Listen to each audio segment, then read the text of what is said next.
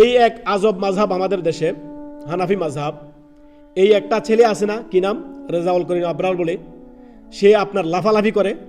এই কয়েকদিন আগেই সিফাতের ক্ষেত্রে এমন ভ্রান্ত ব্যাখ্যা তার, এই জন্য হানাফিদের কোনো আল্লাহর আসমা ও সিফাতের যে আপনার কিতাবগুলো তারা তাদের লিখিত কোনো কিতাব আপনারা পড়বেন না, সতর্ক সাবধান। এবং তাদের কোনো লেকচার আল্লাহ সিফাত সম্পর্কে শুনবেন না, বিদাতের কোনো আলোচনা শুনবেন না, কারণ এর আলোচনা শুনলে 10টার মধ্যে একটা আপনার কুফরি আগিলা ঢুকিয়ে দিবে। আল্লাহ সর্বত্র বিরাজমান, সব কিছুতে বিরাজমান, নবী গায়েব জানে, এই সেই নবী মুখতারিকুল, তারপরে আপনার বিভিন্ন পীর মুরিদির নামে ভণ্ডামি, সমস্ত বাতিল ফিরকা এই মাযহাবের ভিতরে পাবেন। তারা বলতেছে কি, হানাফিরা নিজেরা দাবি করে কি আমরা হানাফি ফিক অনুসরণ করে, আকিদায় আশআরী এবং মাতুরিদি। দেখেন আকিদা কি, আশআরী এবং মাতুরিদি, মাসলাকগত দেওবন্দি।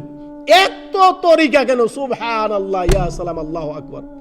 আমরা সবাই মুসলিম, আমরা কোরআন ও সহিহ সুন্নাহর অনুসারী, একনিষ্ঠ ভাবে আমরা আল্লাহ এবং কি তার রাসূলের অনুসরণ করব এবং কি সালাফে সালিহিন সাহাবায়ে কেরামদের মতাদর্শ অনুযায়ী নিজের জীবন করব, বাস যথেষ্ট।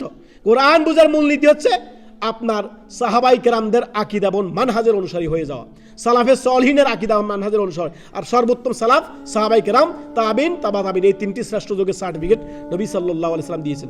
এই জগা খেজুরি মার্কা মানহাজ, জগা খেজুরি মার্কা মাযহাব ফলো করবে এক ইমামের ফিক, আর আকীদা নিবে আরেক ইমামের, আর মাসলাক নিবে দেওবন্দি।